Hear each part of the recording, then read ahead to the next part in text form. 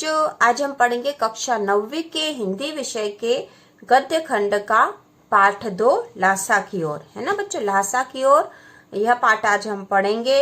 और यह पाठ एक यात्रा वृत्तांत है। क्या है बच्चों? यात्रा वृत्तांत है, मतलब इसमें यात्रा का वर्णन किया गया है। और इसके जो लेखक है बच्चों, इसके जो लेखक है वो है राहुल सांकृत्यायन। राहुल सांकृत्यायन, जो कि यात्रा वृत्तांत लिखने के लिए बहुत अधिक प्रसिद्ध है। तो चलो बच्चों, हम पढ़ते हैं। और इसके लेखक का जो लेखक परिचय है वो हम बाद में अलग से करेंगे, बहुत शॉर्ट में, ताकि आपको आसानी से याद हो जाए। तो हम इसके पाठ की शुरुआत करते हैं। वह नेपाल से तिब्बत जाने का मुख्य रास्ता है। फरी कलिम्पोंग का रास्ता जब नहीं खुला था तो नेपाल ही नहीं, हिंदुस्तान की भी चीजें इसी रास्ते तिब्बत जाया करती थी। यह व्यापारिक ही नहीं, सैनिक रास्ता भी था। इसीलिए जगह जगह फौजी चौकियां और किले बने हुए हैं, जिनमें कभी चीनी पलटन रहा करती थी। चीनी पलटन मतलब चीनी सेना कभी रहा करती थी, क्योंकि यह पहले के समय में एक सैनिक रास्ता भी था। और यह नेपाल से तिब्बत जाने का मुख्य रास्ता है। तो लेखक वहीं जा रहा है, नेपाल से तिब्बत जाने के मुख्य रास्ते पर। आजकल बहुत से फौजी मकान गिर चुके हैं।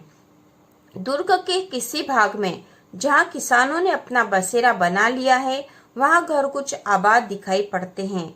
ऐसा ही परित्यक्त एक चीनी किला था। हम वहां चाय पीने के लिए ठहरे। तिब्बत में यात्रियों के लिए बहुत सी तकलीफें भी हैं और कुछ आराम की बातें भी। वहां जाति पाति छुआछूत का सवाल ही नहीं, और न औरतें पर्दा ही करती है। बहुत निम्न श्रेणी के भिखमंगों को लोग चोरी के डर से घर के भीतर नहीं जाने देते, नहीं तो आप बिल्कुल घर के भीतर चले जा सकते हैं। चाहे आप बिल्कुल अपरिचित हो, तब भी घर की बहू या सासू को अपनी झोली में से चाय दे सकते हैं। वह आपके लिए उसे पका देगी। ठीक है बच्चों, तो यहाँ कहाँ का वर्णन किया गया बच्चों? तिब्बत का, है ना। तिब्बत में ऐसे लोग हैं, ऐसे घर है कि आप उनके घर में आराम से जा सकते हो, चाय दे सकते हो, चाय आपको पका कर दे देगी। मक्खन और सोडा नमक दे दीजिए, वह चाय चोंगी में कूट कर उसे दूध वाली चाय के रंग की बना के मिट्टी के टोटीदार बर्तन में रख के आपको दे देगी। यदि बैठक की जगह चूल्हे से दूर है और आपको डर है कि सारा मक्खन आपकी चाय में नहीं पड़ेगा, तो आप खुद जाकर चोंगी में चाय मथ कर ला सकते हैं। चाय का रंग तैयार हो जाने पर फिर नमक मक्खन डालने की जरूरत होती है। तो ये अलग तरीके से चाय बनाने की कोई विधि है बच्चों, जो कि तिब्बत में प्रसिद्ध होगी। अब हम आगे पढ़ते हैं। परित्यक्त चीनी किले से जब हम चलने लगे तो एक आदमी राहदारी मांगने आया। हमने वह दोनों चीटें उसे दे दी। शायद उसी दिन वह थोंगला के पहले के आखिरी गांव में पहुंच गए। शायद उसी दिन हम थोंगला के पहले के आखिरी गांव में पहुंच गए। यहाँ भी सुमति के जान पहचान के आदमी थे। सुमति बच्चों लेखक का साथी है, जो लेखक के साथ आ रहा है। तो यहाँ सुमति की बात हो रही कि यहाँ भी सुमति के जान पहचान के आदमी थे तिब्बत में थोंगला के आखिरी गांव में। और भिखमंगे रहते भी, ठहरने के लिए अच्छी जगह मिली। 5 साल बाद हम इसी रास्ते लौटे थे और भिखमंगे नहीं, एक भद्र यात्री के वेश में घोड़ों पर सवार होकर आए थे। है ना, यहाँ पे भिखमंगे रहते भी, खुद अपने को कह रहा लेखक, अपने आप को कह रहा है कि उनके पास अभी कुछ भी नहीं है, तो भी उनको ठहरने के लिए अच्छी जगह मिल गई थी। और 5 साल पहले वह इसी रास्ते पर लौटे थे, लेकिन भिखमंगे मतलब खाली हाथ नहीं थे और एक भद्र यात्री के वेश में घोड़ों पर सवार होकर आए थे। किंतु उस वक्त किसी ने हमें रहने के लिए जगह नहीं दी और हम गांव के एक सबसे गरीब झोपड़े में ठहरे थे। बहुत कुछ लोगों की उस वक्त की मनोवृत्ति पर ही निर्भर है। खासकर शाम के वक्त छंग पीकर बहुत कम होश हवास को दुरुस्त रखते हैं। आगे बताया है, अब हमें सबसे विकट डांडा थोंगला पार करना था। डांडे तिब्बत में सबसे खतरे की जगह है। 16-17 हजार फीट की ऊंचाई होने के कारण उनके दोनों तरफ मीलों तक कोई गांव गिराव नहीं होते। नदियां के मोड़ और पहाड़ों के कोनों के कारण बहुत दूर तक आदमी को देखा नहीं जा सकता। तो ये तिब्बत के ऐसी स्थिति बच्चों की, कहीं कहीं ऐसी स्थिति है कि बहुत दूर तक गांव भी दिखाई नहीं दे रहे और लेखक तिब्बत की यात्रा कर रहा है। डाकुओं के लिए यही सबसे अच्छी जगह है। तिब्बत में गांव में आकर खून हो जाए तब तो खूनी को सजा भी मिल सकती है, लेकिन इस निर्जन स्थानों में मरे हुए आदमियों के लिए कोई परवाह नहीं करता। सरकार खुफिया विभाग और पुलिस पर उतना खर्च नहीं करती और वहाँ गवाह भी तो कोई नहीं मिल सकता। डकैत पहले आदमी को मार डालते हैं, उसके बाद देखते हैं कि कुछ पैसा है कि नहीं। हथियार का कानून न रहने के कारण यहाँ लाठी की तरह लोग पिस्तौल बंदूक लिए फिरते हैं। डाकू यदि जान से न मारे तो खुद उसे अपने प्राणों का खतरा है। गांव में हमें मालूम हुआ कि पिछले ही साल थोंगला के पास खून हो गया। शायद खून की हम उतनी परवाह नहीं करते क्योंकि हम भिखमंगे थे और जहाँ कहीं वैसी सूरत देखते टोपी उतार जीप निकाल कुची कुची दया दया एक पैसा कहते भीख मांगने लगते, है ना। तो लेखक किस रूप में गया था? भिखमंगे के रूप में। लेकिन पहाड़ की ऊंची चढ़ाई थी, पीठ पर सामान लादकर कैसे चलते, और अगला पड़ाव 16-17 मील से कम नहीं था। मैंने सुमति से कहा, यहाँ से लंकोर तक के लिए 2 घोड़े कर लो, सामान भी रख लेंगे और चढ़े चलेंगे। तो आगे के लिए लेखक ने कहा है कि 2 घोड़े कर लेते हैं ताकि हम अपना सामान भी रख लेंगे और खुद भी चले चलेंगे। और यह किससे कहा लेखक ने? सुमति से, जो कि उसका साथी था। दूसरे दिन हम घोड़ों पर सवार होकर ऊपर की ओर चले। डांडे से पहले एक जगह चाय पी, और ये एक स्थान है बच्चों ने, डांडे जो है एक स्थान है। डांडे से पहले एक जगह चाय पी और दोपहर के वक्त डांडे के ऊपर जा पहुंचे। हम समुद्र तल से 17-18 हजार फीट ऊंचे खड़े थे। हमारी दक्षिण तरफ पूरब से पश्चिम की ओर हिमालय के हजारों श्वेत शिखर चले गए थे। भीटे की ओर दिखने वाले पहाड़ बिल्कुल नंगे थे, न वहाँ बर्फ की सफेदी थी, न किसी तरह की हरियाली।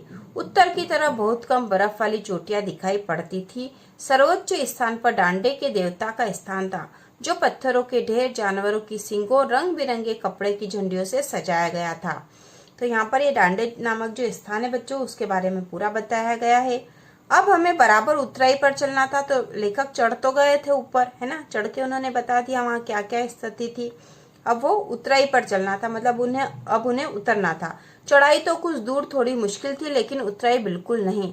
शायद 2-1 और सवार साथी हमारे साथ चल रहे थे। मेरा घोड़ा कुछ धीमे चलने लगा। मैंने समझा कि चढ़ाई की थकावट के कारण ऐसा कर रहा है और उसे मारना नहीं चाहता था। धीरे धीरे वह बहुत पिछड़ गया। मैं दोनक्विक्वस्तो की तरह अपने घोड़े पर झूमता हुआ चला जा रहा था। तो बच्चों ये जो नाम दे रखा है दोनक्विक्वस्तो, यह जो है एक उपन्यास के नायक का नाम है ना, स्पेनिश उपन्यास के नायक का नाम है ये। तो यहाँ पे लेखक ने उदाहरण के तौर पर दिया कि मैं उसकी तरह झूमता हुआ इधर उधर हिलता डुलता हुआ जा रहा था। जान नहीं पड़ता था कि घोड़ा आगे जा रहा है या पीछे।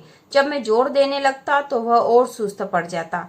एक जगह 2 रास्ते फूट रहे थे। मैं बाएं का रास्ता ले 1-1.5 मील चला गया। आगे घर में पूछने से पता लगा कि लंकोर का रास्ता दाहिने वाला था। फिर लौटकर उसी को पकड़ा। 4-5 बजे के करीब में गांव से मील भर पर था तो सुमति इंतजार करते हुए मिले। मंगोलों का मुंह वैसे ही लाल होता और अब तो वह पूरे गुस्से में थे। तो बच्चों ये सुमति जो है, जो लेखक का साथी था सुमति, ये मंगोल था, है ना। तो यहाँ पे ये बताया गया कि सुमति जो था वो मंगोल था, तो मंगोलों का मुंह वैसे ही लाल होता और अब तो पूरे गुस्से में था। उन्होंने कहा, मैंने 2 टोकरी कंडे फूक डाले, मतलब फूक डाले, जला दिए कंडे। 3-3 बार चाय को गर्म किया। मैंने बहुत नरमी से जवाब दिया, लेकिन मेरा कसूर नहीं है मित्र, देख नहीं रहे हो कैसा घोड़ा मुझे मिला है। मैं तो रात तक पहुंचने की उम्मीद रखता था। खैर, सुमति को जितनी जल्दी गुस्सा आता था उतनी ही जल्दी वह ठंडा भी हो जाता था। लंकोर में वह एक अच्छी जगह पर ठहरे थे।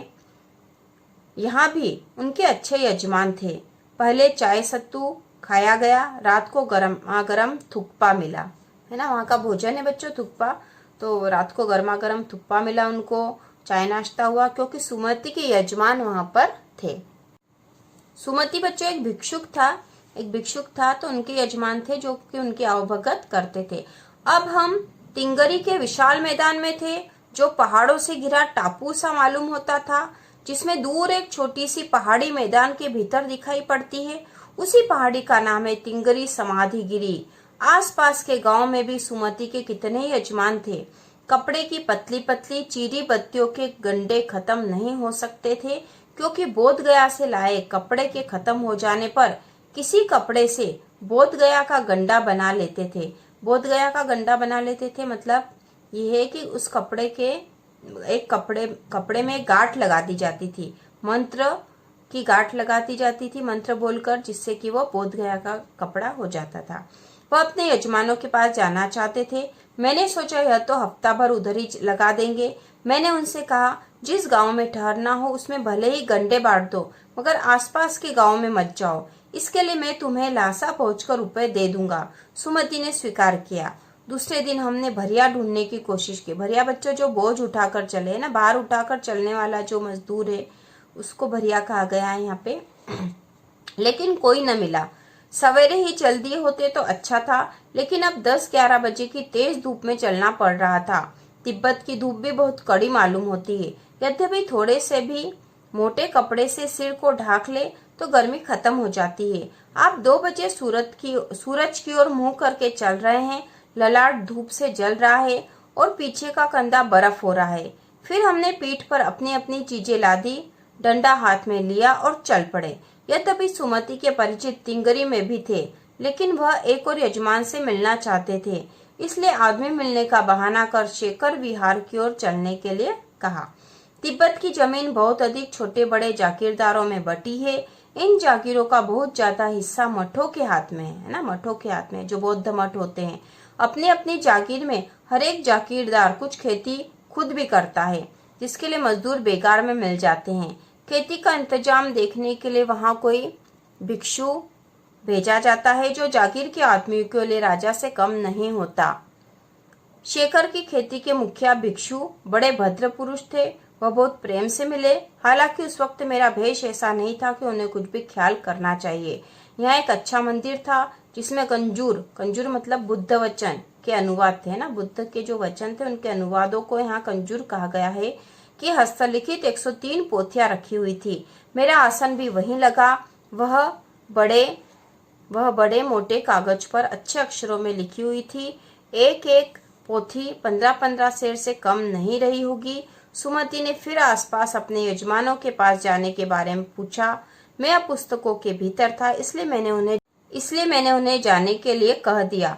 दूसरे दिन वह गए। मैंने समझा था 2-3 दिन लगेंगे, लेकिन वह उसी दिन दोपहर बाद चले आए। तिंगरी गांव वहां से बहुत दूर नहीं था। हमने अपना अपना सामान पीठ पर उठाया और भिक्षु नमसे से विदाई लेकर चल पड़े। इस प्रकार यह लेखक की तिब्बत यात्रा का वर्णन है बच्चों की। तिब्बत में किस तरह के स्थान है, किस तरह के लोग हैं वहां पर, इन सारी चीजों का यहाँ वर्णन किया गया और ये एक यात्रा वृत्तांत है।